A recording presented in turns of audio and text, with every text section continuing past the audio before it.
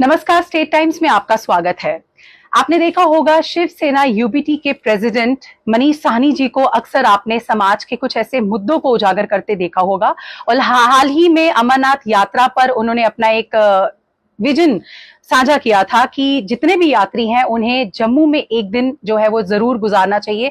जम्मू जिसे city of temples कहा जाता है। तो इसी मुद्दे पर बातचीत करने के लिए हमारे साथ शिवसेना यूबीटी के प्रेसिडेंट मनीष साहनी जी मौजूद है। Welcome to State Times. जय माता दी जी। जय माता दी।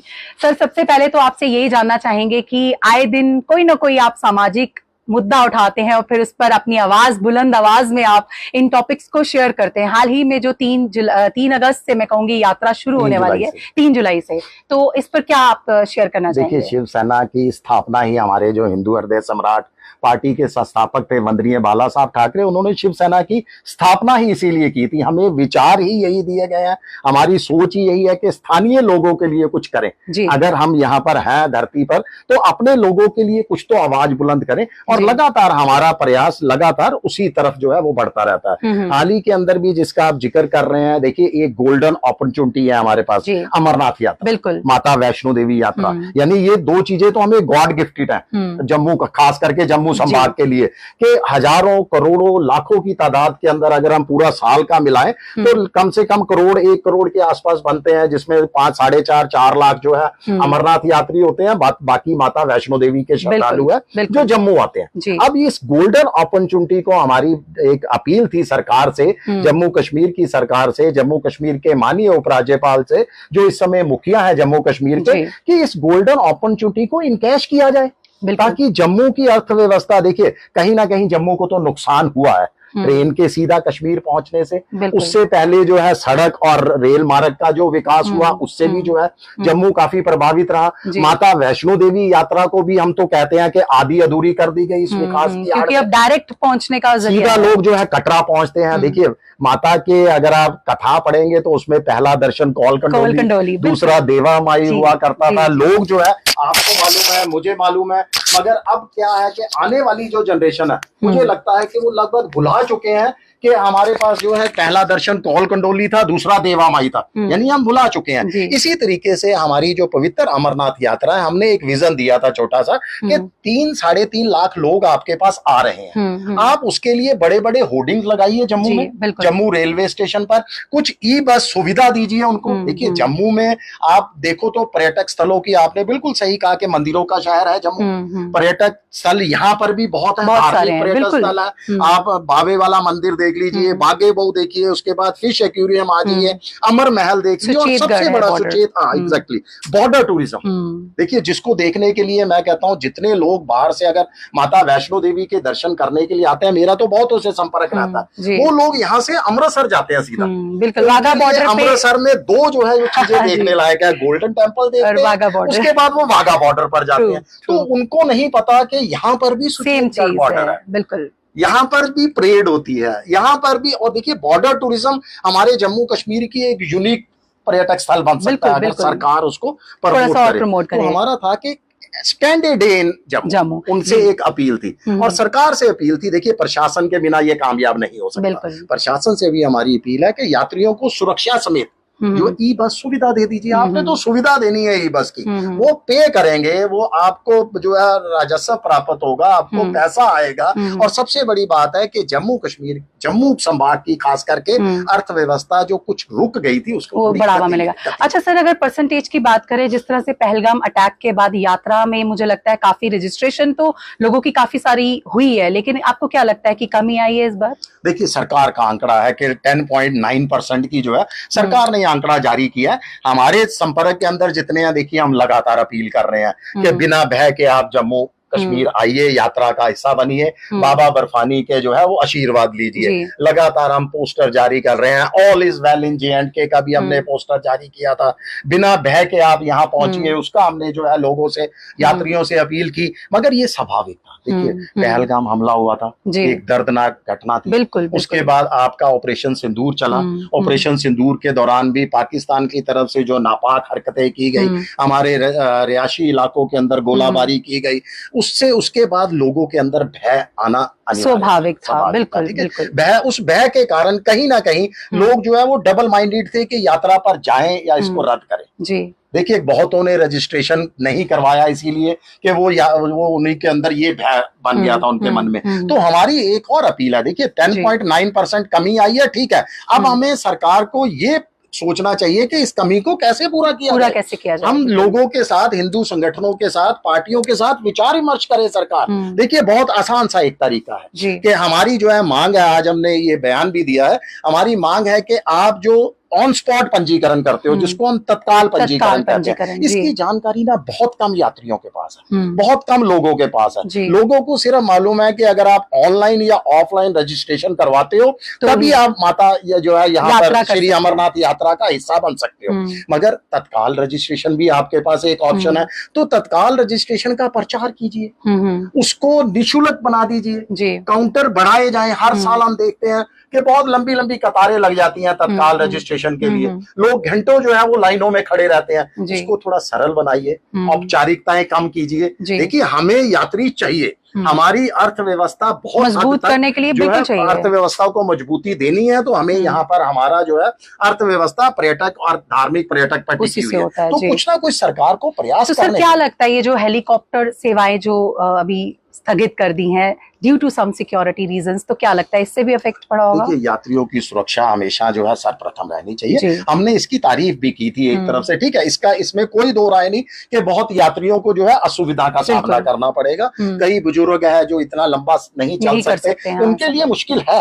मगर अगर आप दूसरे तरीके से इसको देखो, मुश्किल के साथ साथ एक फायदा भी है। वो फायदा ये है कि आपने सुरक्षा का हवाला तो दिया, मगर हम तो एक और हवाला देते हैं। हमने स्वागत भी किया था इसका, श्राइन बोर्ड के इस जो है कदम उन्होंने उठाया था। देखिए पवित्र हिम शिवलिंग देखने के लिए, उसके दर्शन करने के लिए लोग दूर दूर से आते हैं, और आपने पिछले 2-3 सालों में देखा है कि पवित्र हिम शिवलिंग यात्रा अवधि से पूर्व ही अंतर ध्यान हो जाते हैं। हाँ जी, वो अंतर ध्यान होने का सबसे बड़ा कारण है लोगों की वहां भीड़ जमा होना, जो तय उससे ज्यादा लोग निर्धारित से यात्रा से ज्यादा लोग पहुंचना, और एक सबसे बड़ा कारण था हेलीकॉप्टर की ज्यादा आवाजाही से उसका शोर। तो कम से कम वो थकेगा, यात्रियों को आखिर तारीख तक भी आने वाले यात्रियों को जो है पवित्र हिम शिवलिंग के दर्शन। बिल्कुल, ये सर ने बिल्कुल सही कहा, क्योंकि साउंड की एक फ्रीक्वेंसी होती है जो आसपास के वातावरण को डेफिनेटली अफेक्ट करती है। सर अब आपसे जानना चाहेंगे, क्योंकि आप आए दिन किसी न किसी मुद्दे पर वो करते हैं, जरूर उजागर करते हैं, तो अभी शिवसेना यूबीटी का क्या खास कदम है अमरनाथ यात्रियों के लिए? देखिए हमारा बिल्कुल, हमने सरकार से अपील कर रखी है। बहुत अच्छा सवाल है आपका। हमने यात्रा शुरू होने से देखिए लोगों के अंदर अगर यात्रा पंजीकरण में कोई कमी आई है तो लोगों में कुछ भय है। हमने कहा था कि शिव सैनिक आगे आएंगे, हम लोग आगे आएंगे। हमने सरकार से अपील भी की है, श्राइन बोर्ड से अपील की है कि हमें जो है इसकी अनुमति दी जाए। हमारा एक पूरा का पूरा एक जत्था पहलगाम और बालटाल दोनों जगह पर जाने के लिए तैयार है। वहां हम रहने के लिए तैयार है पूरी यात्रा अवधि के दौरान। हमारा है कि जब यात्री वहां पर आएंगे वो स्थानीय लोगों को, लोकल लोगों को देखेंगे, शिव सैनिकों को देखेंगे, उनका हम स्वागत करें, उनकी हौसला अफजाई करें, ताकि आगे से आगे जो तिथियां हैं उसमें जो यात्री यहाँ पर आना चाहते हैं उनका हौसला बढ़े, और ये जो 10, साढ़े 10, 11% का जो डिक्लाइन आया ना, इसको कम से कम हम कवर अप कर सके। यही हमारी सबसे बड़ी अपील है।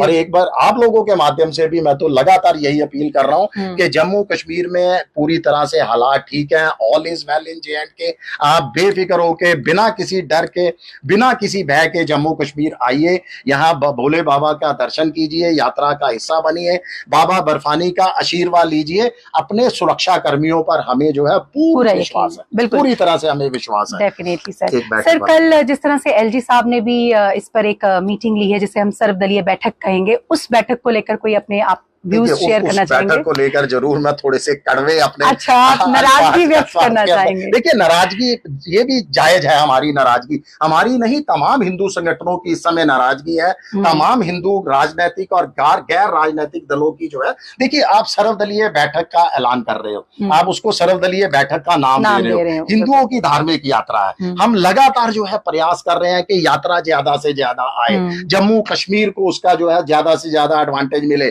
तमाम लोग यहाँ पर पहुंचे, बाबा बर्फानी के जो है दर्शन करें। कई हम यहाँ पर जो है लगातार हम प्रयास कर रहे हैं, और हम जम्मू कश्मीर का ही नहीं, हमारे तमाम शिव सैनिक जो है इस समय सक्रिय हैं। पोस्टर बांटे जा रहे हैं यात्रियों के अंदर के बिना भय के आप यहाँ पर पहुंची है, आई। पंजाब यूनिट द्वारा, गुजरात, महाराष्ट्र में शिव सैनिकों द्वारा।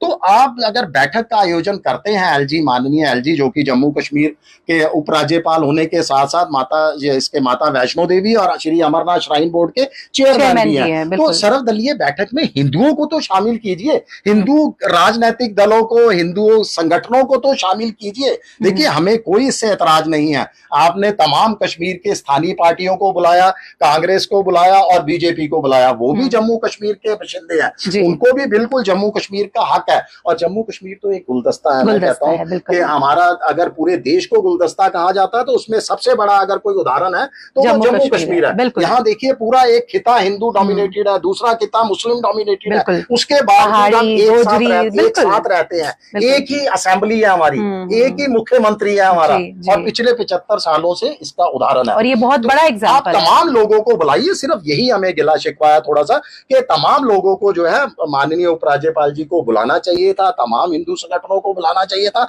हिंदू यात्रा के प्रबंधों पर आप विचार विमर्श कर रहे हो तो सबकी राय लेनी बहुत जरूरी है। जी सर, जिस तरह से शिवसेना यूबीटी में लगातार इसी चीज को हमारे दर्शकों को भी बता रही हूँ, तो जो यात्री कभी आपसे कोई हेल्प लेना चाहते हैं आपकी शिवसेना यूबीटी से, तो उनको आप क्या मैसेज देना चाहेंगे? बिल्कुल, देखिए, हम हमेशा जो है अग्रणी पंक्ति के अंदर खड़े रहते हैं। कोई भी धार्मिक कार्य हो, हमारे धर्म से रिलेटेड कोई भी कार्य हो, तो शिवसेना उसके अंदर ना केवल पार्टिसिपेट करती है बल्कि अपना सब कुछ हमें निछावर करने का जो है ये चीजें हमें सिखाई गई हैं। तो हम हमेशा तैयार हैं और हर साल हम तैयार रहते हैं। सबसे पहले जितने भी यहाँ अमरनाथ यात्रा के लिए आधार शिविर पर आते हैं, बिल्कुल हम खुद जाके, हमारा एक टीम जो है उनसे संपर्क करेगी। और जैसा कि मैंने बताया था कि धार्मिक यात्रा होने के साथ साथ जम्मू के प्रति भी, जम्मू कश्मीर के प्रति भी हमारा कर्तव्य बनता है। उनसे इंटरेक्शन करेंगे, हम उनकी बिल्कुल हौसला अफजाई करेंगे, उनका वेलकम करेंगे। और इसके साथ साथ जम्मू को भी नहीं भूले हैं हम। जम्मू के जो मुख्य धार्मिक और पर्यटक स्थल है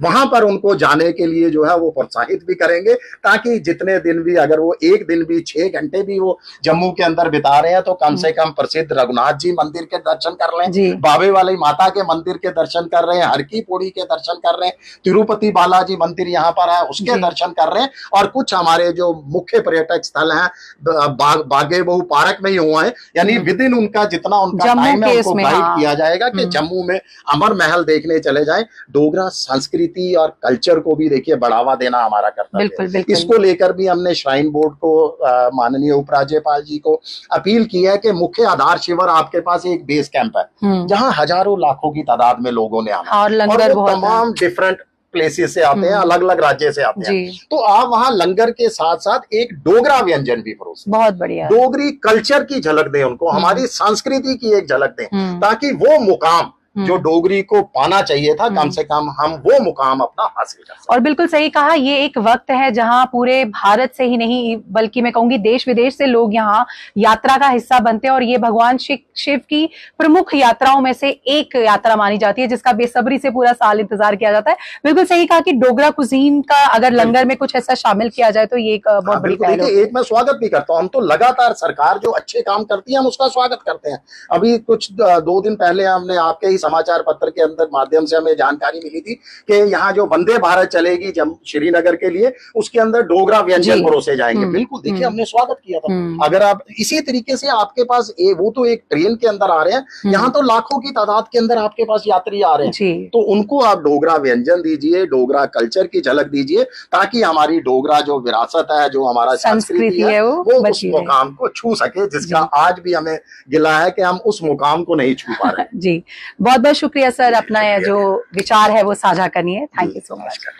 तो ये थे हमारे साथ मनीष साहनी जी, शिवसेना यूबीटी के प्रेसिडेंट, जिन्होंने अमरनाथ यात्रा को लेकर काफी सारी जो बातें थी आपसे साझा की। और अगर आप किसी भी तरह की कोई मदद इनसे चाहते हैं तो आप इनसे जरूर संपर्क कर सकते हैं। वीडियो को जरूर शेयर कीजिए और देखते रहिए स्टेट टाइम्स।